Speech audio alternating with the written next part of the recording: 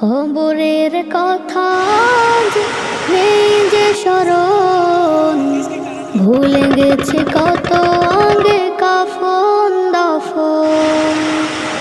মাটিরও দূরে হয় নীরবে মানুষ ঘুমায়, এখনো উদাস হয়ে আমি সারাক্ষণ।